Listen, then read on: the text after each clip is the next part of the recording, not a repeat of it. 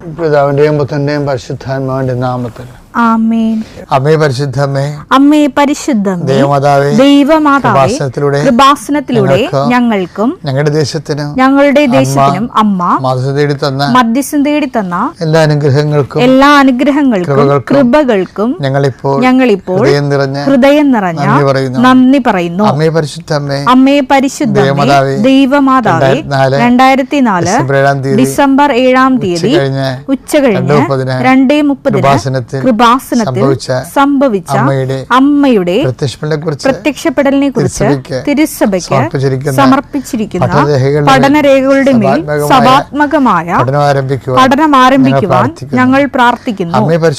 അമ്മേ പരിശുദ്ധമേ, ഭൂസ്വർലോകങ്ങളുടെ രാജ്ഞിയായ അങ്ങേയ്ക്ക് ഭൗമ സംരക്ഷണത്തിനായി പ്രപഞ്ചപ്രകൃതിയെ തന്നെ തിരുസഭ പ്രതിഷ്ഠിക്കുവാൻ ഈ പ്രത്യക്ഷീകരണ വഴി ഇടയാക്കണമേ. പരിശുദ്ധമ്മേ, ജപമാല മാതാവേ, സകല കൃപാസനം പ്രാർത്ഥനകളോടും ചേർത്ത് ഞങ്ങളിപ്പോൾ പ്രാർത്ഥിക്കുന്ന ഈ കുടുംബത്തിന്റെ പ്രത്യേക നിയോഗം പറമക്കളെ.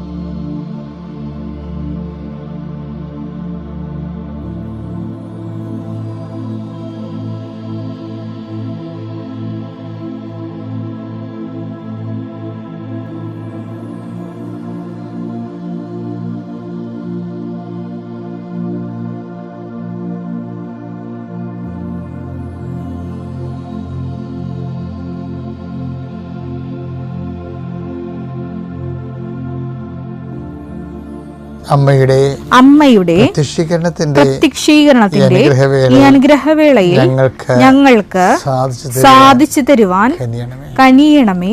വിശ്വാസ പ്രമാണം.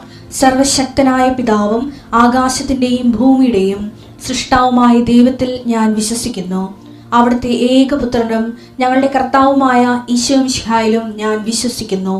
ഈ പുത്രൻ പരിശുദ്ധാത്മാവിനാൽ ഗർഭസ്ഥനായി കന്യകാമറിയത്തിൽ നിന്ന് പിറന്ന് പൊന്തിയോസ് പീലാത്തോസിന്റെ കാലത്ത് പീഡകൾ സഹിച്ച് കുരിശിൽ തറയ്ക്കപ്പെട്ട് മരിച്ച് അടക്കപ്പെട്ട് പാതാളങ്ങളിൽ ഇറങ്ങി മരിച്ചവരുടെ ഇടയിൽ നിന്ന് 3-ാം നാൾ ഉയർത്ത് സ്വർഗത്തിലേക്ക് എഴുന്നള്ളി സർവശക്തിയുള്ള പിതാവായ ദൈവത്തിന്റെ വലതുഭാഗത്തിരിക്കുന്നു. അവിടെ നിന്ന് ജീവിക്കുന്നവരെയും മരിച്ചവരെയും വിധിക്കുവാൻ വരുമെന്നും ഞാൻ വിശ്വസിക്കുന്നു. പരിശുദ്ധാത്മാവിലും ഞാൻ വിശ്വസിക്കുന്നു. വിശുദ്ധ കത്തോലിക്കാ സഭയിലും പുണ്യവാന്മാരുടെ ഐക്യത്തിലും പാപങ്ങളുടെ മോചനത്തിലും ശരീരത്തിന്റെ ഉയർപ്പിലും നിത്യമായ ജീവിതത്തിലും ഞാൻ വിശ്വസിക്കുന്നു. ആമേൻ. സുഖസ്ഥനായ ഞങ്ങളുടെ പിതാവേ, അങ്ങയുടെ നാമം പൂജിതമാകണമേ. അങ്ങയുടെ രാജ്യം വരണമേ. അങ്ങയുടെ തിരുമനസ് സ്വർഗത്തിലെ പോലെ ഭൂമിയിലും ആകണമേ. അന്നു വേണ്ടുന്ന ആഹാരം ഇന്ന് ഞങ്ങൾക്ക് തരണമേ. ഞങ്ങളോട് തെറ്റ് ചെയ്യുന്നവരോട് ഞങ്ങൾ ക്ഷമിക്കുന്നത് പോലെ ഞങ്ങളുടെ തെറ്റുകൾ ഞങ്ങളോടും ക്ഷമിക്കണമേ. ഞങ്ങളെ പ്രലോഭനത്തിൽ ഉൾപ്പെടുത്തരുതേ, തിന്മയിൽ ഞങ്ങൾ രക്ഷിക്കണമേ. ആമേൻ. നന്മ നിറഞ്ഞ മറിയമേ, സ്വസ്തി. കർത്താവ് അങ്ങയുടെ കൂടെ സ്ത്രീകളിൽ അങ്ങ് അനുഗ്രഹിക്കപ്പെട്ടവളാകുന്നു. അങ്ങയുടെ ഉദരത്തിൻ ഫലമായി ഈശോ അനുഗ്രഹിക്കപ്പെട്ടവനാകുന്നു. പരിശുദ്ധ മറിയമേ, തമ്പുരാന്റെ അമ്മേ, പാപികളായ ഞങ്ങൾക്ക് വേണ്ടി ഇപ്പോഴും ഞങ്ങളുടെ മരണസമയത്തും തമ്പുരാനോട് അപേക്ഷിക്കണമേ. ആമേൻ. എൻ്റെ കർത്താവിന്റെ ഉന്നതമായ നാമത്തിൽ, സഭയുടെ അധികാരത്തിൽ, കുരിശിന്റെ അടയാളത്തിൽ മെയ് 26-ാം തീയതിയായ തിങ്കളാഴ്ച കർത്താവ് അങ്ങയുടെ മക്കളുടെ യാത്രകളെ ഞാൻ ആശീർവദിക്കുന്നു. കർത്താവ് നിന്റെ വിശുദ്ധ പൗരോഹിത്യത്തെ മഹത്വപ്പെടുത്തണമേ. കർത്താവ് സഭയിലുള്ള സാന്നിധ്യം പ്രകടമാക്കണമേ. 39 വർഷം ഞാൻ അർപ്പിച്ച കുർബാനയുടെ യോഗ്യതയാൽ കൃപാസനത്താര ജീവനോടെ പ്രത്യക്ഷപ്പെട്ട പരിശുദ്ധ അമ്മയുടെ മാധ്യസ്ഥതയിലെ ലോകമെമ്പാടും പ്രാർത്ഥന കൂടുന്ന എല്ലാ മക്കളെയും ഞാൻ ആശീർവദിക്കുന്നു.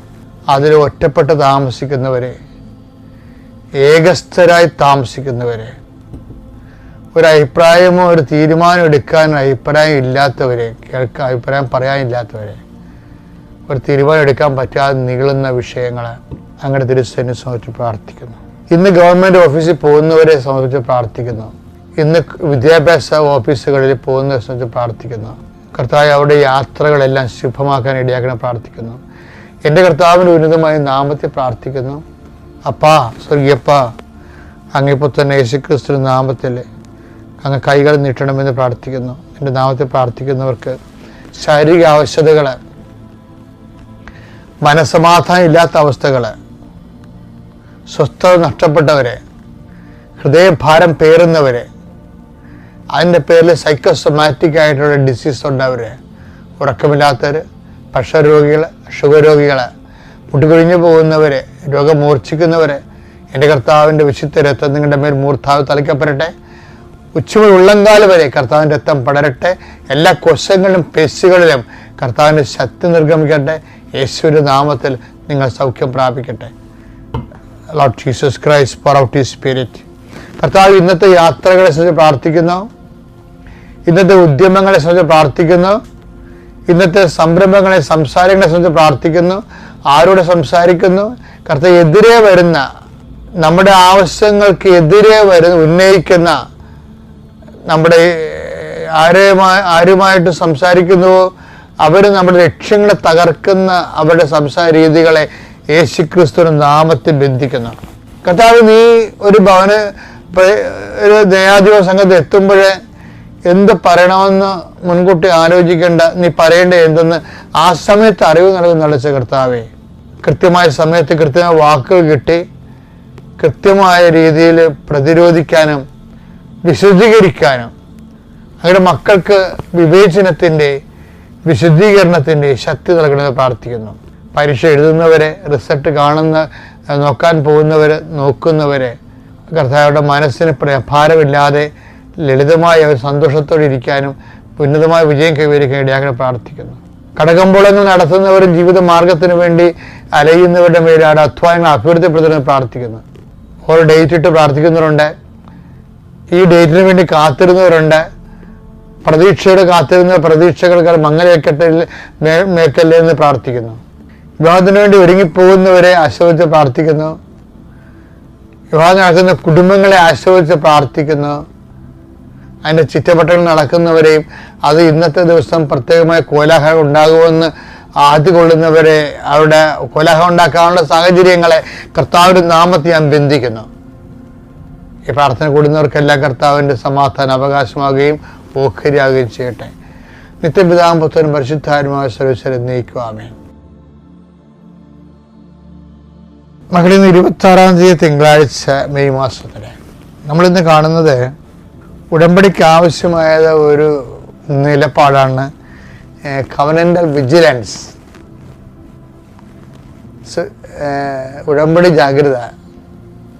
കവനന്റൽ വിജിലൻസിൽ 2 ജാഗ്രത വേണം. ഒന്ന്, നമ്മളെക്കുറിച്ചൊരു ജാഗ്രത വേണം. എന്താ?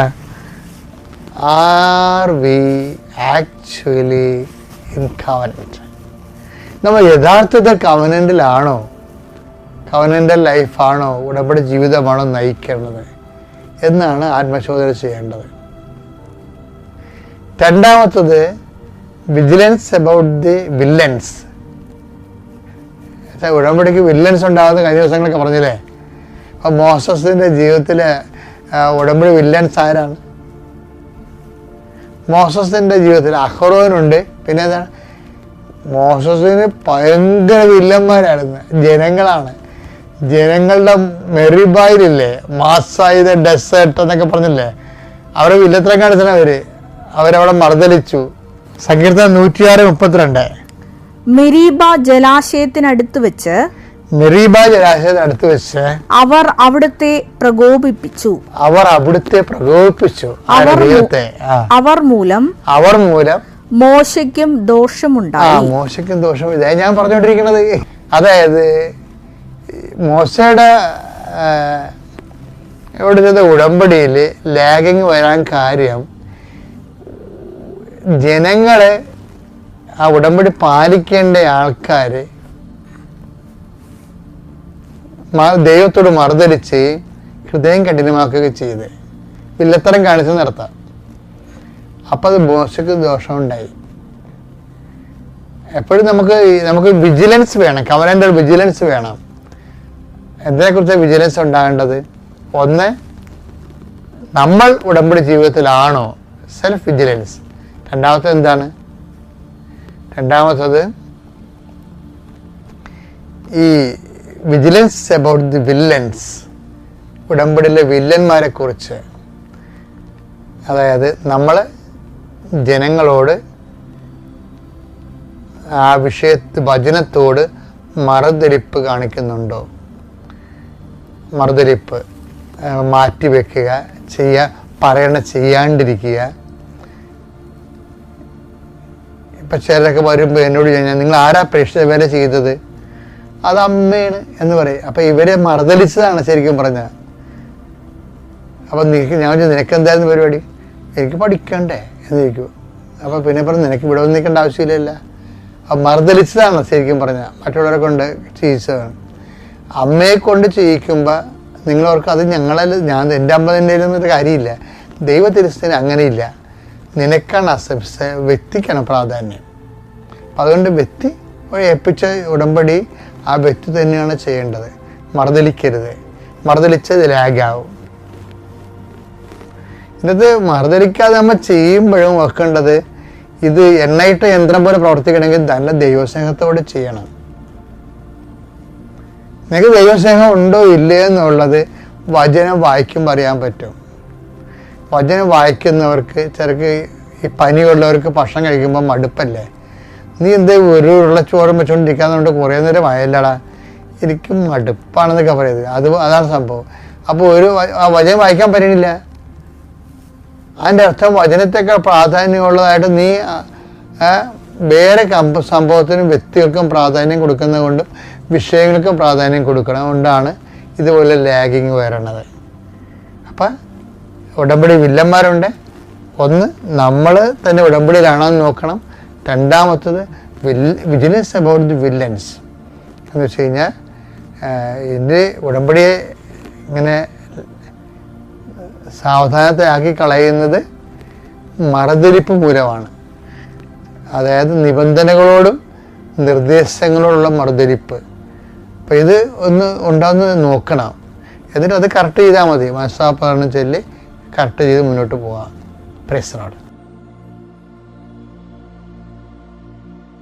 അത്യപൂർവ ദൈവാനുഭവങ്ങൾ ഇനി നിങ്ങൾക്കും സ്വന്തം. ഈ യൂട്യൂബ് ചാനൽ ഇതുവരെ സബ്സ്ക്രൈബ് ചെയ്തിട്ടില്ലെങ്കിൽ ഇപ്പോൾ തന്നെ സബ്സ്ക്രൈബ് ചെയ്യുക. Price the Lord. Hallelujah. Price the Lord. നമ്മൾ ഇപ്പോൾ ഇരിക്കുമ്പോൾ എപ്പോഴും പറയുന്ന പോലെ തന്നെ നമുക്ക് നല്ലൊരു ബോധ്യം ഉണ്ടാകണം. ദൈവത്തിൻ്റെ സാന്നിധ്യത്തിലായിരിക്കുന്നത്, അമ്മ മാതാവിൻ്റെ കൂടെയായിരിക്കുന്നത്. അമ്മയുടെ കൂടെ ഇരിക്കുമ്പോൾ എപ്പോഴും സന്തോഷമായിരിക്കുക. വേറെ ഒന്നിനെക്കുറിച്ചോ ആലോചിക്കേണ്ട, ഉൾക്കണ്ടപ്പെടേണ്ട. നമുക്കൊക്കെ ഉള്ള പ്രശ്നം പ്രാർത്ഥിക്കുമ്പോൾ തന്നെ നമുക്ക് കൺഫ്യൂഷനാവും. നമ്മൾ എന്തിനെക്കുറിച്ചാണ് പ്രാർത്ഥിക്കേണ്ടത്, എന്തൊക്കെയാണ് ചോദിക്കേണ്ടത്? 100,000 കാര്യങ്ങളാണ് നമ്മളെ മനസ്സിലേക്ക് വരുന്നത്. പലപ്പോഴും ചോദിക്കേണ്ട കാര്യം വിട്ടുപോകും. ദൈവം ആഗ്രഹിക്കുന്നത്, നിങ്ങൾ ചോദിക്കാൻ ആഗ്രഹിക്കുന്ന കാര്യങ്ങളുണ്ട്. അത് നമ്മൾ വിട്ടിട്ട് ബാക്കിയുള്ള കാര്യങ്ങളെല്ലാം ഇങ്ങനെ മനസ്സിൽ കൊണ്ടുവരും, ചോദിച്ചുകൊണ്ടിരിക്കും. എന്നിട്ട് ഒരെണ്ണം ചോദിച്ചിട്ട് വിടില്ല. അത് മാർത്ത വഴി ഈശോ നമ്മളോട് പറഞ്ഞ ലൂക്ക 10:41 ഈ കുറേ കാര്യത്തെക്കുറിച്ച് ഉത്കണ്ഠയാണ്. അപ്പോൾ ദൈവത്തോട് എന്ത് ചോദിക്കണമെന്ന് അമ്മയോട് തന്നെ നമുക്ക് പ്രാർത്ഥിക്കണം. ഈ ഉടമ്പടി എന്ന് പറയുമ്പോൾ നമ്മളെ മനസ്സിലൊരു കുറച്ച് തെറ്റായ ധാരണയുണ്ട്. കുറേ അനുഗ്രഹങ്ങൾ നേടിയെടുക്കാനുള്ള ഒരു പ്രാർത്ഥന രീതിയാണ് ഉടമ്പടി എന്നാണ് പലവരും വിചാരിച്ചിരിക്കുന്നത്. അതില്ല. അത് നിങ്ങൾക്ക് ഒരു അനുഭവത്തിന് വേണ്ടിയിട്ടാണ്. ദൈവം നിങ്ങളുടെ കൂടെ ഉണ്ട്. അതിന് വേണ്ടിയിട്ടാണ് കുറേ അനുഗ്രഹങ്ങൾ കിട്ടപ്പെടുന്നത്. ഉടമ്പടി വഴി നമ്മൾ ദൈവമായിട്ട് അടുക്കുക ചെയ്യണം. അമ്മ മാതാവ് നമ്മൾ മനസ്സുകൊണ്ട് പലരും ദൈവമായിട്ട് ദൂരെയാണ്. അമ്മ ആഗ്രഹിക്കുന്നത് അവൻ പറയുന്നത് ഇങ്ങനെ ചെയ്യുക. കാര്യം എന്താണെന്ന് വെച്ചാൽ ദൈവമായിട്ട് അടുക്കുമ്പോഴാണ് അത് ചെയ്യാൻ സാധിക്കുക. എന്തിനാ ദൈവമായിട്ട് അടുപ്പിക്കുന്നത്? നമ്മൾ ആഗ്രഹം അത് മാത്രമേ പാടുള്ളൂ. എനിക്ക് സ്വകാര്യ ബന്ധം ദൈവമായിട്ട് വേണം, പേഴ്സണൽ റിലേഷൻ. ശ്രദ്ധിച്ച് കേൾക്കുക, അത് പേഴ്സണൽ റിലേഷൻ. അതിനൊരു ഗുണമുണ്ട്. ദൈവമായിട്ട് സ്വകാര്യ ബന്ധം നമ്മൾ സ്ഥാപിക്കണം. അതാണ് ദൈവം ആഗ്രഹിക്കുന്നത്. ഈശോയിൽ വിശ്വസിക്കുന്നത് വഴി യോഹന്നാൻ 1:12 അവൻ്റെ മകനും മകളുമാകാൻ ഉള്ള അധികാരം ദൈവം നമുക്ക് തന്നിരിക്കുക. പഴയ നിയമത്തിൽ മകനും മകളുമാകാനുള്ള ദൈവം പിതാവാണെന്ന് നമുക്കാർക്കും അറിയില്ല. ഈശോ ആണ് നമ്മളെ പഠിപ്പിച്ചത്. നീ എന്തിനാ വിഷമിക്കുന്നത്? ദൈവം നിൻ്റെ അപ്പനാണ്. അച്ഛനറിയാം മക്കൾ വിഷമിക്കുന്നത് അച്ഛന് സഹിക്കില്ല. അപ്പം ദൈവത്തിൻ്റെ കൂടെ നിൽക്കാനാണ് ദൈവത്തിൻ്റെ ആഗ്രഹം. അത് ദൈവം ഓരോരുത്തരെയും നമ്മൾ വിളിക്കുകയാണ്. ആ വിളി അറിയണം. അതിനാണ് തിരഞ്ഞെടുക്കപ്പെട്ടവരെന്ന് പറയണം. നമ്മൾ ഓരോരുത്തരുടെ ആഗ്രഹവും അതായിരിക്കണം. ഞാൻ തിരഞ്ഞെടുക്കപ്പെട്ട ലിസ്റ്റിൽ ഞാൻ ഉണ്ടാകണം. അത് തിരഞ്ഞെടുക്കപ്പെട്ടവരെന്താ? തിരഞ്ഞെടുക്കപ്പെട്ടവരെന്ന് വെച്ചാൽ എന്താ? ദൈവത്തിൻ്റെ ദാസനും ദാസിയായിരിക്കണം. ദൈവത്തിൻ്റെ ദാസൻ. യേശുക്രിസ്തു ദാസരായിരുന്നു. പിതാവിൻ്റെ ദാസരായിട്ട് നമുക്ക് കാണിച്ചു തന്ന.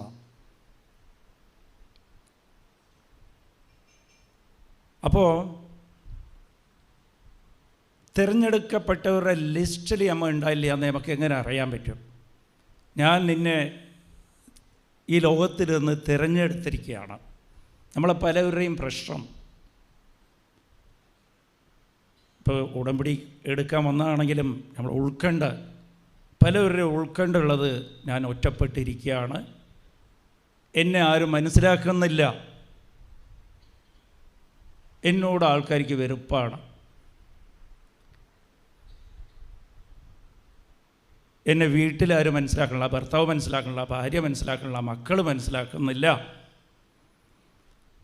ഞാൻ ഒരു തെറ്റും ചെയ്യാതെ തന്നെ എന്നെ വെറുക്കുകയാണ് ആൾക്കാർ. ഇങ്ങനെയുള്ള അനുഭവം ഉള്ളവരെല്ലാവരും അവർക്കൊരു ബോധ്യം ഉണ്ടാകണം. നമ്മൾ തിരഞ്ഞെടുക്കപ്പെട്ട ലിസ്റ്റിൽ വന്നു കഴിഞ്ഞ് നമ്മളായിരിക്കും വേണ്ട. നമ്മൾ എന്ത് പറഞ്ഞാലും ആയിരിക്കും മനസ്സിലാകില്ല.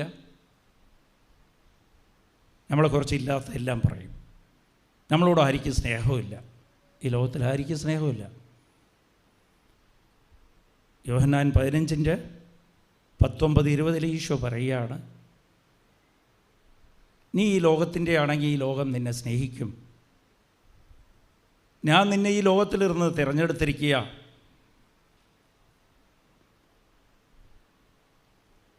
ഈ ലോകം നിന്നെ വെറുക്കും. എന്നെയാണ് ആദ്യം ഈ ലോകം വെറുത്തത്. അപ്പം അങ്ങനെ ഒരു അനുഭവം ഉണ്ടെങ്കിൽ ആ അനുഭവത്തെക്കുറിച്ച് സങ്കടപ്പെടുന്നത് വിട്ടിട്ട് സന്തോഷിക്കുക. ഞാൻ ഈ ലിസ്റ്റിലായി കിട്ടിയിട്ടുണ്ട്, തിരഞ്ഞെടുക്കപ്പെട്ടവരുടെ ലിസ്റ്റിലായി കിട്ടിയിട്ടുണ്ട്.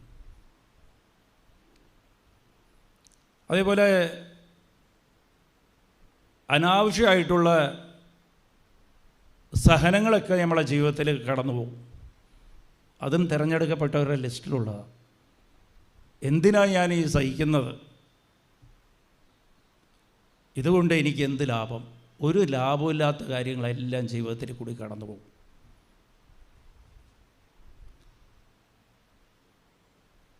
അതെല്ലാം നമ്മൾ മനസ്സിലാക്കണം. ഇത് ദൈവത്തിൻ്റെ രഹസ്യമാണ്. ഇതിൻ്റെ അകത്താണ് അനുഗ്രഹമുള്ളത്. നമ്മൾ ബലഹീനതയിലായിരിക്കും തിരഞ്ഞെടുക്കപ്പെട്ടവരുടെ ലിസ്റ്റിലുള്ളവർ. നമുക്കൊന്നും ചെയ്യാൻ സാധിക്കില്ല. നമ്മൾ എന്ത് ചെയ്താലും അത് പരാജയമായിട്ടാണ് നമുക്ക് തോന്നുന്നത്. എന്തോരം പ്രാർത്ഥിച്ചിട്ടും ചില കാര്യങ്ങൾ ദൈവം നമുക്ക് തോന്നും എൻ്റെ പ്രാർത്ഥന എന്താ കേൾക്കപ്പെടാത്തത്.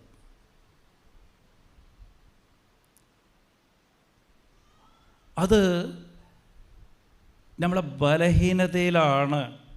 ദൈവം ആഗ്രഹിക്കണമെന്ന് നിന്നെ സമ്പന്നനാക്കണം.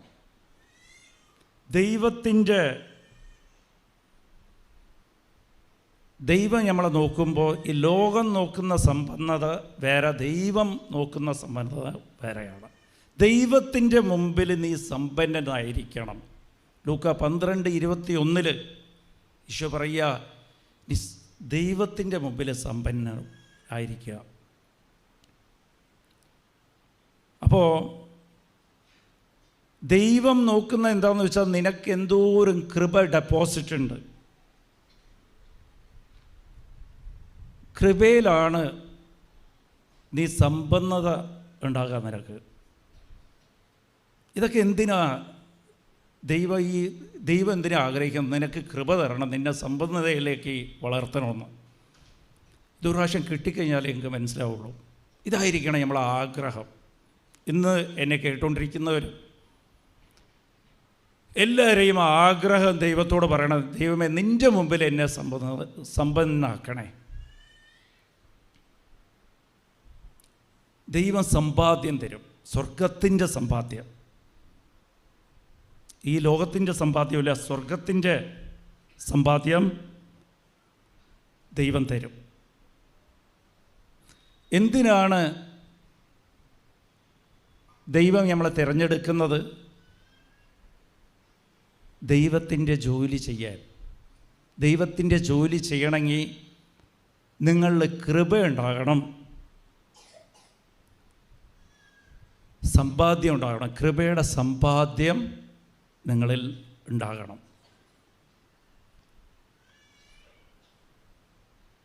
അത് കൃപയുടെ സമ്പാദ്യം എങ്ങനെയാണ് നമ്മളെ ജീവിതത്തിൽ ഉണ്ടാക്കിയെടുക്കുക? ഇതെല്ലാം ഞാൻ ഇപ്പോൾ പറയുമ്പോൾ നിങ്ങൾക്കിത് എന്തുകൊണ്ട് പറയണമെന്ന് തോന്നിക്കും. പക്ഷേ ഒരു പ്രാവശ്യം ദൈവത്തിൻ്റെ തിരഞ്ഞെടുക്കപ്പെട്ടവരുടെ ലിസ്റ്റിൽ നിങ്ങൾ വന്നു കഴിഞ്ഞാൽ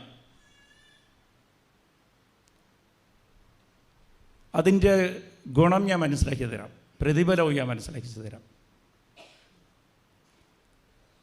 അപ്പോൾ എങ്ങനെയാണ് സമ്പത്ത് ഉണ്ടാക്കിയെടുക്കുക? അത്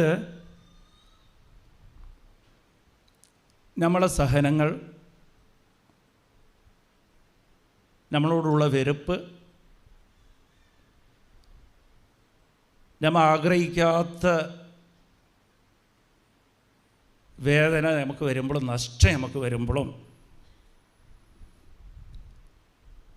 ഇതെല്ലാം പലവരും അപമാനങ്ങൾ നമുക്ക് തരും. ഒറ്റപ്പെടലുണ്ടാകാം. നീ ഒരു തെറ്റും ചെയ്യാതെ തന്നെ നിന്നെക്കുറിച്ച് കുറ്റങ്ങൾ പറയാം. ഇതിനൊന്നും പ്രതികരിക്കരുത്. പ്രതികരിച്ചു പോയാൽ പോയി, നഷ്ടപ്പെട്ട്. Price the Lord. ഇത് സീക്രട്ടാണ്. നിങ്ങൾ കൂടുതലൊന്നും വേണ്ട, ഒരാഴ്ചത്തേക്ക് ഇതൊന്ന് പരിശീലിച്ച് നോക്കുക, പ്രാക്ടീസ് ചെയ്യുക. ഒരാഴ്ച, കൂടുതൽ വേണ്ട. അത് കഴിഞ്ഞാൽ നിങ്ങൾ നോക്ക്, ഈ വ്യത്യാസം ഉണ്ടാകുന്ന നിങ്ങൾ നോക്കണം. ഒരാഴ്ചത്തേക്ക് എന്ത് വന്നാലും ഞാൻ ഇതൊന്ന് പ്രാക്ടീസ് ചെയ്യും.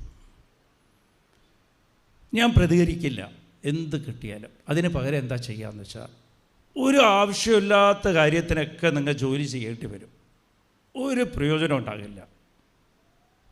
നമുക്ക് പലപ്പോഴും നമുക്ക് തോന്നുന്നത്, എന്തിനാണ് ഇത് എൻ്റെ ജീവിതത്തിലേക്ക് വന്നത്? ഇതുകൊണ്ട് എന്ത് പ്രയോജനം? ഞാനാണെങ്കിൽ ദിവസം കുർബാനയ്ക്ക് പോകുന്നുണ്ട്, ദിവസം കൊന്തകളുണ്ട്, ബൈബിൾ വായിക്കുന്നുണ്ട്, ഞാൻ ഉടമ്പടി എടുത്തിട്ടുണ്ട്. പക്ഷെ ഉടമ്പടി വഴി അമ്മ മാതാവ് ആഗ്രഹിക്കുന്നത് നീ ദൈവത്തിൻ്റെ തിരഞ്ഞെടുക്കപ്പെട്ടവരാകണം. ഈ അനുഗ്രഹങ്ങളൊക്കെ ചെറിയ കാര്യം, അതൊക്കെ നഷ്ടപ്പെടും കുറേ കഴിഞ്ഞാൽ. നിങ്ങൾക്ക് അത് മടുപ്പ് തോന്നിക്കും.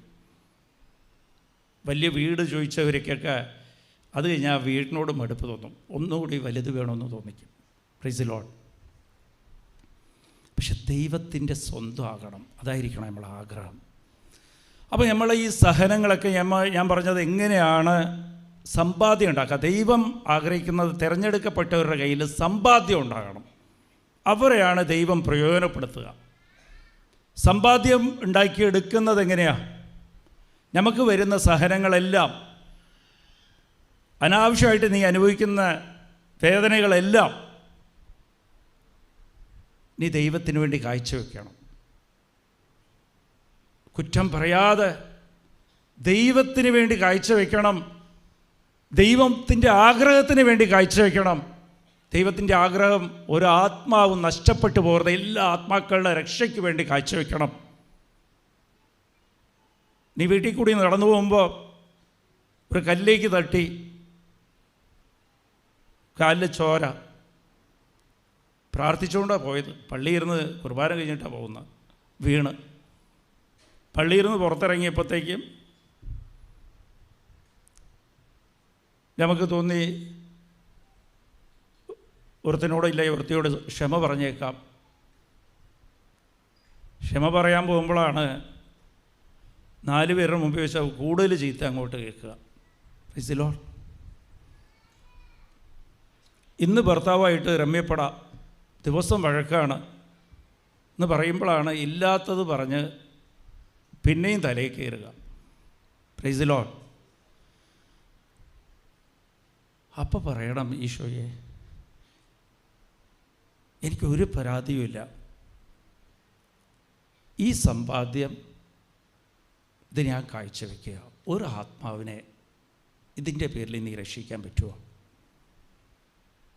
ഇങ്ങനെയാണ് നിനക്ക് സമ്പാദ്യം കിട്ടുക. ദൈവത്തിൻ്റെ ദാസൻ നന്ദി അർഹിക്കുന്നില്ല. ലൂക്ക 17:19 ഈശോ പറയുകയാണ്. അപ്പോൾ ഈ പ്രതിഫലം നിനക്ക് കിട്ടരുത്. നീ പ്രാർത്ഥിക്കുമ്പോൾ എല്ലാവരും നമ്മളെ വിചാരം എന്താണെന്ന് വെച്ചാൽ നമുക്ക് പ്രതിഫലം കിട്ടണം. ഞാൻ പ്രാർത്ഥിച്ചിട്ട് പോയി കഴിഞ്ഞാൽ എനിക്ക് എൻ്റെ മക്കൾ IAS പാസ്സാകണം, അല്ല എൻ്റെ കടങ്ങളൊക്കെ ഒറ്റയടിക്ക് തീരണം. ദൈവം അതൊക്കെ തീർത്ത് തരും. ദൈവം നോക്കാം നിൻ്റെ കർച്ചൽ ഭയങ്കര കർച്ചലാണ്. ദൈവം ആഗ്രഹിക്കുന്നത് നിന്നെ തിരഞ്ഞെടുക്കപ്പെട്ട ലിസ്റ്റിലാക്കി ദൈവത്തിൻ്റെ സ്വന്തമാക്കാൻ ആഗ്രഹിക്കുന്നത്. പക്ഷെ അതെല്ലാം വിട്ടിട്ട് നീ കറച്ചലോ എനിക്കത് വേണം ഇത് വേണം, അത് തരും ദൈവം.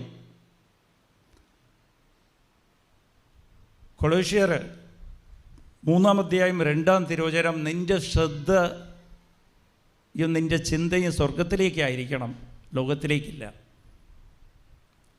സ്വർഗത്തെക്കുറിച്ചായിരിക്കണം, ദൈവരാജ്യത്തെക്കുറിച്ചായിരിക്കണം. നമ്മളെല്ലാവരും ലോകത്തെക്കുറിച്ചാണ് നമ്മളെ ചിന്തയല്ല. പിന്നെ ഇവിടെ ഉടമ്പടി എടുത്തിട്ട് പോയി കഴിഞ്ഞാൽ എനിക്ക് അതെല്ലാം ദൈവം ചെയ്തു തരും. എൻ്റെ ഈ പ്രശ്നങ്ങൾ തീരണം, നമ്മളെ നിയോഗങ്ങളെല്ലാം നടക്കണം. പലവരും കൗൺസിലിങ്ങിൻ്റെ എന്നെ വിളിച്ചിട്ട് പറയണം, ബ്രദറെ ഞാൻ കൗൺസിലിംഗ് എടുത്ത എനിക്ക് 2 കാര്യം നടന്നു, ഒന്നും നടന്നിട്ടേ ഇല്ല. അപ്പോൾ 3 കാര്യം എടുത്തെങ്കിൽ 3 കാര്യവും നിൻ്റെ ശ്രദ്ധ ലോകത്തെക്കുറിച്ചാണ്, സ്വർഗത്തെക്കുറിച്ചില്ല. ദൈവം ആഗ്രഹിക്കുന്നത് നീ മൊത്തം ഇതെല്ലാം സൈഡായിട്ട് വെച്ചോ. മത്തായി 6:33, നീ ദൈവരാജ്യം അന്വേഷിക്കുമ്പോഴത്തേക്കും നിൻ്റെ ശ്രദ്ധ ദൈവരാജ്യത്തിലേക്കാണെങ്കിൽ ബാക്കിയെല്ലാം നിനക്ക് നൽകപ്പെടും. അപ്പോൾ എന്തിനാണ് ദൈവം നമ്മളെ തിരഞ്ഞെടുക്കപ്പെട്ടവർക്ക് എന്താ പ്രതിഫലം? എന്തിനാ എനിക്കെന്ത് പ്രതിഫലം? എനിക്ക് എല്ലാവരെ പോലെ കുറച്ച് ബിസിനസ്സും കിട്ടി, നല്ല സമ്പന്നായി, ഈ ലോകത്തിൽ സമ്പന്നായി, പേരും പ്രശസ്തിയുമായി ജീവിച്ചാൽ പോരെ. പക്ഷെ ദൈവമായിട്ട് ബന്ധമുണ്ടാകില്ല. എപ്പോഴും ജീവിതകാലം മൊത്തം ജനിച്ചതിലിരുന്ന് മരിച്ച വരെ വിശപ്പിന് വേണ്ടി കരഞ്ഞ് ഭക്ഷണം കഴിച്ച് ജീവിതം അവസാനിപ്പിക്കും. തിരഞ്ഞെടുക്കപ്പെട്ടവരുടെ പ്രതിഫലം എന്താണ്? അത് ഉൽപ്പത്തി 18-ാം അധ്യായം 23 എബ്രാമിനെ ദൈവം തിരഞ്ഞെടുത്തപ്പോൾ, ദൈവത്തിൻ്റെ ജോലിക്ക് വേണ്ടി തിരഞ്ഞെടുത്തപ്പോൾ കുറേ സമ്പാദ്യം കൊടുത്ത്. സമ്പാദ്യം എങ്ങനെയാണ്? ദൈവം ഒരിക്കലും സമ്പാദ്യം അങ്ങനെ വെറുതെ ഒന്നും കിട്ടിയൊന്നുമില്ല. സഹനത്തിൻ്റെ അകത്താണ് സമ്പാദ്യം വെച്ചിരിക്കുന്നത്. സഹനത്തിൽ നീ ദൈവത്തിൻ്റെ കൂടെ നിൽക്കേണ്ട, അപ്പോൾ നിൻ്റെ നിക്ഷേപം നിനക്ക് കൂടുതലായി കിട്ടും, നിക്ഷേപമായി കിട്ടും, ഡെപ്പോസിറ്റ് ആവും. അതെല്ലാം എല്ലാവരും ഈ ലോകത്തിൽ വെറുക്കുന്നത് ആണ് ഈശോ തിരഞ്ഞെടുത്തത് ഈ ലോകത്തിൻ്റെ രക്ഷയ്ക്ക് വേണ്ടിയിട്ട്. ഈ ലോകം വെറുക്കുന്നത് കുരിശിനെയാണ്, സഹനത്തിനെയാണ്, വേസ്റ്റാണെന്ന് വിചാരിച്ചതിനെയാണ് ദൈവം അത് തിരഞ്ഞെടുത്തിരിക്കുന്നത്. അപ്പോൾ അതിൻ്റെ അകത്ത് തന്നെയാണ് ദൈവം നിക്ഷേപം വെച്ചിരിക്കുന്നത്. അത് ആദ്യം മനസ്സിലാക്കുക. പിറുപിറുക്കരുത്. സഹനം വരുമ്പോൾ സന്തോഷിക്കുക. അതിൻ്റെ അകത്ത് നിനക്കൊരു സഹനം വരുമ്പോൾ നിനക്കൊരു ആകാംക്ഷ വേണം, സന്തോഷം വേണം. ഇതിൻ്റെ അകത്ത് എനിക്ക് വേണ്ടി ദൈവം കൃപയും അനുഗ്രഹവും വെച്ചിട്ടുണ്ട്. കൃപയുടെ കൂടെ അനുഗ്രഹം ഉണ്ടാവും. കൃപ മാത്രമല്ല, അനുഗ്രഹം ഉണ്ടാവും. അതിന് എന്താ കാര്യമെന്ന് വെച്ചാൽ, നീ ദൈവരാജ്യം അന്വേഷിക്കുമ്പോൾ അതിൻ്റെ കൂടെ ചേർത്ത് നിനക്ക് ആവശ്യമുള്ളതൊക്കെ തരും ദൈവം. നമ്മൾ എല്ലാവർക്കുമുള്ള പ്രശ്നം, നമുക്ക് ദൈവം കൃപയ്ക്ക് വേണ്ടിയിട്ട് ഒരു സഹനം തന്നിട്ടുണ്ടാവും. അത് ഞാൻ ഓർക്കാൻ ആഗ്രഹിക്കുന്നില്ലെന്ന് പറഞ്ഞിട്ട് അതിനെ തള്ളിക്കളയും. ഈശോ നേരിട്ട് പറഞ്ഞാൽ, കുരിശെടുത്തുകൊണ്ട് എൻ്റെ പുറയിൽ വാ, കുരിശ് കളയരുത്. പലവരിക്കും വീട്ടിൽ കുരിശ് വയ്ക്കാൻ പോലും പേടിയാണ്. എനിക്ക് എൻ്റെ കൗൺസിലിങ്ങിന് വരുമ്പോഴത്തേക്കും കുരിശ് വെച്ചിട്ട് ആ പ്രശ്നം ഞങ്ങളുടെ അടുത്ത് അത് മാറ്റി. Price the Lord. ആദ്യം വീടിൻ്റെ മുമ്പിൽ വലിയൊരു കുരിശ് വയ്ക്കുക. അതിൻ്റെ അകത്താണ് നിങ്ങളുടെ കൃപയും അനുഗ്രഹമുള്ളത്. നിങ്ങൾ അങ്ങനെ സമ്പാദ്യം കുരിശിൻ്റെ അകത്താണുള്ളത്, അത് മനസ്സിലാക്കിക്കോട്ടാ. ഈശോ ഈ ലോകത്തിന് വേണ്ടി രക്ഷ സമ്പാദിച്ച കുരിശിൽ വെച്ചിട്ടാ. കുരിശില്ലാതെ സമ്പാദിക്കാൻ പറ്റില്ല. അപ്പം ഇന്ന് നിങ്ങൾക്ക് ഏതെങ്കിലും സഹനം ഉണ്ടെങ്കിൽ അതാണ് സന്തോഷിക്കേണ്ട വിഷയം തന്നെ. സമ്പാദ്യമില്ലാതെ ദൈവത്തിന് നിങ്ങളെ പ്രയോജനപ്പെടുത്താൻ പറ്റില്ല. ആദ്യം മനസ്സിലാക്കുക. നിങ്ങളുടെ കയ്യിൽ കുറേ അനുഗ്രഹം നിങ്ങൾ വാങ്ങിച്ചുകൊണ്ട് ഈ ഉടമ്പടി വഴി കുറേ അനുഗ്രഹം നേടി, ദൈവത്തിന് പ്രയോജനമില്ല അത് വെച്ച്. ഉടമ്പടിയിൽ നിങ്ങൾ ചോദിക്കേണ്ടത്, എത്ര പേരാ ചോദിക്കണേ, എൻ്റെ വിശ്വാസം വലുതാക്കി തരണേ, സഹനത്തിൽ ഞാൻ നിൻ്റെ കൂടെ നിൽക്കണേ. ചോദിക്കാൻ സാധിച്ചിട്ടുണ്ടോ? അമ്മയോട് ചോദിക്കും. അമ്മയുടെ ജീവിതം കണ്ട് പഠിക്കുക. സൃഷ്ടാവ് കൂടെ ഉണ്ടായിട്ടും എങ്ങനത്തെ ജീവിതമാണ് ജീവിച്ചത്? എന്തെങ്കിലും ചോദിച്ചിട്ടുണ്ടോ? എന്തെങ്കിലും പിറുപിറുത്തിട്ടുണ്ടോ? കുറ്റം പറഞ്ഞിട്ടുണ്ടോ? ആ അമ്മയുടെ മുമ്പിലല്ലേ അമ്മ ഇരിക്കുന്നത്. പിന്നെ ഞാൻ ഇതിൻ്റെ പ്രതിഫലം പറഞ്ഞു തരാം. തിരഞ്ഞെടുക്കപ്പെട്ടവരാണെങ്കിൽ ദൈവത്തിൻ്റെ തിരുമനസ്സ് നമ്മളോട് ആലോചിക്കും. തിരഞ്ഞെടുക്കപ്പെട്ടവരോട് ദൈവത്തിൻ്റെ തിരുമനസ്സ് നമ്മളെ അറിയിക്കും. അബ്രാഹാമിനോട് ചോദിച്ചിട്ടാ ദൈവം സോദോം ഗൊമോറയെ ശിക്ഷിക്കാൻ പോകുമ്പോൾ അബ്രാഹാമിനോട് ആലോചിച്ച്, ഞാനിങ്ങനെ പോവുകയാണ്, നിങ്ങളോട് ആലോചിക്കും, നിങ്ങൾക്ക് വെളിപ്പെടുത്തി തരും. നീ ഈ വിഷയത്തെക്കുറിച്ച് പ്രാർത്ഥിക്ക്. നിൻ്റെ കയ്യിൽ സമ്പാദ്യമുണ്ട്, ഞാൻ നിനക്ക് വേണ്ടി അവരെ രക്ഷിക്കാം, നിനക്ക് വേണ്ടി ഇവർക്ക് മാനസാന്തരം തരാം, നിനക്ക് വേണ്ടി നിൻ്റെ ഭർത്താവിന് മാനസാന്തരം തരാം, നിന്നെ മക്കൾക്ക് തരാം, നിൻ്റെ അയൽക്കാരിക്ക് തരാം. ദൈവം നിങ്ങളെ അറിയിക്കും ഇവർക്കിപ്പോൾ പ്രാർത്ഥന ആവശ്യമുണ്ടെന്ന്. എത്ര പേർക്ക് ഇതിൽ, കുറേ പേർക്ക് അനുഭവം ഉണ്ടാകാം. എനിക്കനുഭവമുണ്ട്. അതിന് നമ്മൾ വില കൊടുക്കണം. പക്ഷെ ദൈവം കൂടെ ഉണ്ടാവും. വിഷമിക്കേണ്ട. ഈ സഹനത്തിൽ ദൈവം കൈ പിടിച്ചുകൊണ്ട് നടക്കും നിന്നെ. ദൈവത്തിന് ഒരാൾ ആവശ്യമുണ്ട് മറ്റുള്ളവരെ രക്ഷിക്കാൻ. മറ്റുള്ളവർ ഈശോനെ അറിയണ്ട, പക്ഷെ അവർ രക്ഷ പ്രാപിക്കും. Price the Lord. എൻ്റെ സ്വന്തം അനുഭവത്തിരുന്നാണ് ഞാൻ പറയുന്നത്. എൻ്റെ അച്ഛൻ, ഞങ്ങളെല്ലാം ഹിന്ദുക്കളായിരുന്നു. 2011 ജ്ഞാനസ്ഥാനം എടുത്തത്. അത് ഞാൻ പല സാക്ഷ്യത്തിൻ്റെ സ്പീച്ചിൽ ഞാൻ പറഞ്ഞിട്ടുണ്ട്. അച്ഛൻ ആർമിയിലായിരുന്നു. അച്ഛന് ഈശോനെ അറിയില്ല. അമ്മ 97 മരിച്ചതിന് ശേഷം ആർമിയിലായതുകൊണ്ട് മദ്യപാനവും കൂടി.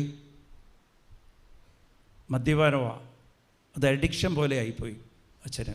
എനിക്ക് നല്ല വിഷമമുണ്ടെങ്കിലും പിന്നെ ഞാൻ അച്ഛന് വേണ്ടി പ്രാർത്ഥിക്കും. എന്നാലും അച്ഛന് ഈശോനെ അറിയില്ല. 2009 ഫെബ്രുവരി 2 ആണ് അച്ഛൻ മരിക്കുന്നത്. അന്ന് കാലത്തെ ഞാൻ ദിവസം പോകുമ്പോൾ അച്ഛൻ ഇങ്ങനെ തനിച്ചിരിക്കും. അത് ആർമിയിൽ നിന്ന് കിട്ടുന്ന ആ കുപ്പി ഇങ്ങനെ കഴിച്ചുകൊണ്ടിരിക്കും. ഞാൻ ഇനി പറയാൻ പോയാൽ വിഷമമാകുമ്പോൾ ഒറ്റയ്ക്കാണല്ലോ ഇരിക്കുന്നത്. അപ്പോൾ ഞാൻ ഒന്നും മിണ്ടുകയില്ല. 1-2 പ്രാവശ്യം പറയും, അത് വിഷമമാവുമെന്ന് വെച്ചിട്ട് ഞാൻ ഒരു പ്രാവശ്യം പറഞ്ഞപ്പോഴത്തേക്ക് അച്ഛൻ്റെ കണ്ണ് നിറഞ്ഞു. അപ്പോൾ എനിക്ക് തോന്നി അച്ഛനങ്ങനെ ഒരു തോന്നലുണ്ടാവും, എന്നോട് അധികാരം ചെയ്യുകയാണ്, എനിക്ക് ആരുമില്ലെന്ന് തോന്നൽ വരുമെന്ന്. ഞാൻ പിന്നെ മിണ്ടില്ല. ഒറ്റയ്ക്ക് ഒരു റൂമിലിരിക്കും. ഞാൻ പോയി കുറച്ച് നേരം സംസാരിക്കും. ശരിക്കും ഭക്ഷണം കഴിക്കില്ല. Price the Lord. ഈ 2 കാലത്താകുമ്പോൾ ഞാൻ ദിവസവും പ്രാർത്ഥിക്കുമ്പോൾ, അമ്മയോട് പ്രാർത്ഥിച്ചുകൊണ്ടിരിക്കുമ്പോൾ എനിക്കൊരു വെള്ള കൊന്ത അമ്മ കാണിച്ചു തന്നു. എൻ്റെ അച്ഛൻ്റെ മുഖവും കാണിച്ചു തന്നു. അപ്പോൾ എനിക്ക് തോന്നി ഇന്ന് അച്ഛനോട് എന്തെങ്കിലും പറഞ്ഞ്, ഞാൻ പലപ്പോഴും ഈശോനെക്കുറിച്ച് പറയാൻ ഇങ്ങനെ തുടങ്ങും. അച്ഛൻ മദ്യപാനത്തിലായിരിക്കും. അത് നിർത്തും, അത് മനസ്സിലാവുകയില്ല. അപ്പോൾ ഞാൻ വിചാരിച്ച് ഇന്ന് എൻ്റെ വൈകുന്നേരം വരുമ്പോൾ ഞാൻ അത് കാർ ഓടിച്ചുകൊണ്ടിരിക്കുമ്പോഴാണ് എനിക്ക് തോന്നുന്നത്, അച്ഛന് ഇത് ഒരു വെള്ള കൊന്തയും കാണിച്ചതെന്ന്, അച്ഛൻ്റെ മുഖം കാണിച്ചതെന്ന്, ഇന്ന് വീട്ടിൽ പോയിട്ട് അച്ഛനൊരു കൊന്ത അണിയിച്ചു കൊടുക്കണം. Price the Lord. അപ്പോഴാണ് രാത്രി 9 മണി ഞാൻ എൻ്റെ ഓഫീസിലിരിക്കുക. വൈഫിൻ്റെ ഫോൺ വന്ന് അച്ഛൻ ഇങ്ങനെ കുഴഞ്ഞ് വീണ് പെട്ടെന്ന് വരാൻ പറഞ്ഞു. അപ്പോൾ ഞാൻ ആംബുലൻസിന്, എൻ്റെ മാനേജറെ കൊണ്ട് ആംബുലൻസിന് ഫോൺ ചെയ്യിപ്പിച്ചിട്ട് ഞാൻ കാറെടുത്ത് പെട്ടെന്ന് വീട്ടിലേക്ക് വന്ന്. Price the Lord. നോക്കുമ്പോഴത്തേക്കും അച്ഛൻ്റെ ശ്വാസം വലിച്ചുകൊണ്ടിരിക്കുക, കണ്ണൊക്കെ ഇങ്ങനെ മുകളിൽ പോയിക്കൊണ്ടിരിക്കുക. അവസാന നേരമാണ്. ഞാൻ ഇങ്ങനെ ഹാർട്ട് പ്രസ് ചെയ്യുക, എന്നിട്ട് കാര്യമൊന്നുമില്ല. ആംബുലൻസ് പുറകിൽ വന്നുകൊണ്ടിരിക്കുക. അപ്പോൾ എനിക്ക് ഒന്ന് അച്ഛൻ മരിക്കാൻ പോവുകയാണെന്ന് ഞാൻ ഈശോയോട് പറഞ്ഞു, ഈശോയെ നിന്നെ അറിയാതെ തന്നെ അച്ഛൻ മരിക്കാൻ പോവുകയാണെന്ന് എൻ്റെ മനസ്സിൽ തോന്നുക. അച്ഛൻ്റെ ജീവൻ എന്താവും, നിത്യജീവൻ എന്താവും, അതായിരുന്നു എൻ്റെ സങ്കടം. പരിശുദ്ധാത്മാവ് എനിക്ക് വെളിപ്പെടുത്തി, വിശ്വാസം ഉണ്ടെങ്കിൽ രക്ഷ പ്രാപിക്കും. ഇപ്പം വിശ്വാസം എങ്ങനെയാണ് ലഭിക്കുന്നത്? അതിനാണ് ഈ ഉടമ്പടിയിൽ നിങ്ങളോട് പറയുന്നത് അരമണിക്കൂർ ബൈബിൾ വായിക്കാൻ. റോമ 10:17 കേൾവി കൊണ്ടാണ് വിശ്വാസം ഉണ്ടാകുക. ഞാൻ എൻ്റെ ഭാര്യയോട് പറഞ്ഞ് പെട്ടെന്ന് ബൈബിൾ എടുത്തുകൊണ്ടോ. ഇപ്പോൾ ഞങ്ങളെല്ലാ മുറിയിലും ബൈബിളുണ്ട്. നിങ്ങളെല്ലാ മുറിയിലും ബൈബിൾ ഉണ്ടാകണം കേട്ടോ. ഇരിക്കുന്ന സ്ഥലത്ത് കിടക്കുന്നതിൻ്റെ അപ്പുറം ഒരു 4-5-6 ബൈബിൾ വാങ്ങിച്ച് വയ്ക്കും. ബാഗിൽ എത്ര ബാഗ് യൂസ് ചെയ്യുമോ നിങ്ങൾ പോകുന്ന സ്ഥലത്തൊക്കെ ഒരു ബൈബിൾ ഉണ്ടാകണം. ബൈബിൾ അവളെടുത്ത് ഞാൻ പറഞ്ഞു ഏതെങ്കിലും പേജ് എടുത്ത് പുതിയ നിയമത്തിൽ ഇരുന്ന് വായിക്കാൻ പറഞ്ഞു. Price the Lord. അവളെടുത്ത് വായിച്ച് അച്ഛൻ, ഞാൻ പറഞ്ഞു ചെവിയുടെ അടുത്തിരുന്ന് വായിക്കുക, അച്ഛൻ്റെ ചെവിയുടെ അടുത്തിരുന്ന് വായിക്കാൻ പറഞ്ഞു. അവൾ വായിച്ച് അച്ഛൻ്റെ ജീവൻ പോയി. Price the Lord. എന്നിട്ട് മുകളിലാണ് എൻ്റെ പ്രാർത്ഥനാ മുറി.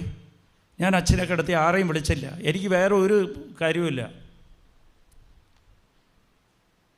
അപ്പം നിൻ്റെ കൊളോഷ്യർ 3:2 പറയുന്നത് നിൻ്റെ ശ്രദ്ധ സ്വർഗത്തിലേക്കായിരിക്കണം, നിൻ്റെ ചിന്ത സ്വർഗത്തിലേക്കായിരിക്കണം, ലോകത്തിലേക്കില്ല. നീ ആരെ വിളിക്കണം? ആംബുലൻസ് വിളിക്കണം, നാട്ടുകാരെ അറിയിക്കണം, സ്വന്തക്കാരെ അറിയിക്കണം, അച്ഛൻ്റെ അനിയനുണ്ട്, ചേച്ചിയുണ്ട്, അവരെ അറിയിക്കണം. അതൊന്നുമില്ല പ്രശ്നം. അതൊക്കെ ലോകത്തിൻ്റെ ചിന്തയാണ്. നിൻ്റെ ചിന്ത അച്ഛന് നിത്യജീവൻ കിട്ടുകയില്ലേ, അതാണ് നിൻ്റെയും ചിന്ത. അതായിരിക്കണം. എൻ്റെ മകന് നിത്യജീവൻ, എൻ്റെ ഭർത്താവിന്, എൻ്റെ സ്വന്തക്കാരിക്ക്. എൻ്റെ സ്ഥാനം അവിടെ എന്തായിരിക്കും? ദൈവത്തിൻ്റെ മുമ്പിൽ എൻ്റെ സ്ഥാനം എന്തായിരിക്കും? അതായിരിക്കണം നിൻ്റെ വിചാരം. ഞാൻ മുകളിലേക്ക് പോയി അമ്മയോട് പറഞ്ഞു, മുട്ടിപ്പേ നിന്ന്. ഇപ്പം എൻ്റെ ഭാര്യയ്ക്കൊന്നും മനസ്സിലായില്ല, അവരൊക്കെ അവിടെ ഇരിക്കുക. ഞാൻ പറഞ്ഞു ഒന്നും വേണ്ടണ്ട, വാതിലടയ്ക്കെന്ന് പറഞ്ഞു. ആംബുലൻസ് പുറത്തേക്കുക. Praise the Lord. അപ്പോൾ അവർ വന്നൊക്കെ നോക്കിയാൽ ഒന്നും കാര്യമില്ല, ഞാനല്ലേ വിളിച്ച് പറയട്ടെ. ഞാൻ മുകളിൽ പോയി വാതിലടച്ച് അമ്മയുടെ മുമ്പിൽ ഇരുന്ന്, അമ്മ, എൻ്റെ അച്ഛൻ ഒരു കൊച്ചിനെ പോലെ, ആ കൊച്ച് ജനിച്ച് അപ്പത്തന്നെ മരിച്ചാലും ഞാൻ വിശ്വാസിയില്ല, എൻ്റെ അച്ഛനെ രക്ഷിക്കില്ല നീ. അച്ഛനെയായി ഈശോനെക്കുറിച്ച് പറയാൻ അച്ഛൻ ഈ മദ്യപാനത്തിന് അടിമയായിപ്പോയതല്ലേ, എങ്ങനെ ഞാൻ അറിയിക്കുക? പക്ഷേ എൻ്റെ വിശ്വാസം നിനക്ക് എടുക്കാമല്ലോ, കണക്കിലെടുക്കാമല്ലോ. എൻ്റെ വിശ്വാസം എടുത്തിട്ട് നീ അച്ഛനെ രക്ഷിക്കുന്നല്ലോ. അമ്മയോട് ഞാൻ ചോദിച്ച, പിന്നെ അതുമാത്രമല്ല, ഞാൻ വചനം കേൾപ്പിച്ചിട്ടുണ്ട് കേട്ടോ, ഞാൻ വചനം കേൾപ്പിച്ചിട്ടുണ്ടേ. അമ്മയോടെ ഞാൻ പറഞ്ഞ, ഞാൻ കണ്ണും പൂട്ടിയിട്ട് പ്രാർത്ഥിക്കണം. അമ്മയോട് പറഞ്ഞ് ബൈബിൾ തുറക്കാൻ പറഞ്ഞു. ഞാൻ ബൈബിൾ തുറന്ന് കണ്ണും പൂട്ടി വിരൽ വെച്ചപ്പോഴത്തേക്ക് എനിക്ക് 2 കൊരിന്ത്യർ 4:14. ശ്രദ്ധിക്കണം, ഇങ്ങനെ ഒരു വാക്ക് ബൈബിളിൽ ഉള്ളതായിട്ട് എനിക്കറിയില്ല, പലപ്പോഴും വായിച്ചിട്ടുണ്ട്. ഈശോനെ ഉയർപ്പിച്ച ദൈവം നിങ്ങളെ ഉയർപ്പിക്കും എന്ന് വെച്ചാൽ അച്ഛനെ ഉയർപ്പിക്കും. അതിൻ്റെ അടുത്ത വാക്ക് 15 കിടക്കണത്, ഇത് നിനക്ക് വേണ്ടിയിട്ടാണ്. Price the Lord. It is for your sake. നിനക്ക് വേണ്ടിയിട്ടാണ്. Price the Lord.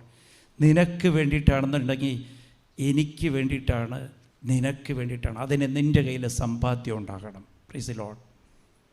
മറ്റാത്മാക്കളെ രക്ഷിക്കാൻ നിൻ്റെ കയ്യിൽ സമ്പാദ്യം ഉണ്ടാകണം. നിൻ്റെ ഭർത്താവിൻ്റെ മാനസാന്തരത്തിന് നിൻ്റെ കയ്യിൽ സമ്പാദ്യം ഉണ്ടാകണം. നിൻ്റെ ഭാര്യയുടെ മാനസാന്തരത്തിന് നിൻ്റെ കയ്യിൽ സമ്പാദ്യം ഉണ്ടാകണം. നീ ഒരാൾക്ക് വേണ്ടിയിട്ട് ക്യാൻസർ മാറണമെന്ന് പ്രാർത്ഥിക്കുമ്പോൾ നിനക്ക് വേണ്ടിയിട്ടാണ് ഞാൻ അവൾക്ക് കുറച്ച് കാലം കൂടി തരുന്നത്. നിനക്ക് വേണ്ടിയിട്ടാണ് ഞാൻ അവൾക്ക് കുറച്ച് കാലം കൂടി, അവനിക്ക് കുറച്ച് കാലം കൂടി തരുന്നത്. നിൻ്റെ കയ്യിൽ സമ്പാദ്യം ഉണ്ടാ? നീ പ്രാർത്ഥിക്കുമ്പോൾ നിൻ്റെ കയ്യിൽ സമ്പാദ്യം ഉണ്ടാകണം ഉടമ്പടി വഴി. Price the Lord. ഹല്ലേലൂയ. അപ്പം ഇത് വേണം നമ്മളെ ആഗ്രഹം. ദൈവം ആഗ്രഹിക്കുന്നത് ഇതാ. നിന്നെ ഒരു ഉറുമ്പ് കടിച്ചാലും, ദൈവമേ ഇതുപോലെ ഒരു 10 പ്രാവശ്യം ഉറുമ്പിനെ കടിച്ചിട്ടുണ്ട്, ഈ വേദന കൊണ്ട് ഒരു ആത്മാവിനെ രക്ഷിക്കാൻ പറ്റുമോ? ഒരു കരച്ചിലില്ല, ഒരു പരാതിയില്ല, ഒരിക്കലും ഒരു പരാതി പാടില്ല. നീ സമ്പന്നാവും ദൈവത്തിൻ്റെ മുമ്പിൽ. സമ്പന്നത ഉണ്ടെങ്കിൽ ദൈവം നിന്നെ പ്രയോജനപ്പെടുത്തും. നിൻ്റെ സമ്പാദ്യം ദൈവം അത് കാഴ്ചയായിട്ട് എടുത്തിട്ട് മറ്റുള്ളവർക്ക് പ്രയോജനപ്പെടുത്തും. മറ്റുള്ളവരുടെ രക്ഷയ്ക്ക് വേണ്ടിയിട്ട് അത് പ്രയോജനപ്പെടുത്തും. അപ്പം നീ ദൈവത്തിൻ്റെ സ്വന്തമായി തീരും. ദൈവത്തിൻ്റെ കൂടെ ചേർന്ന് നീ ജോലി ചെയ്യുന്നവരായിട്ട് മാറും. Price the Lord. Hallelujah. Hallelujah. Price the Lord.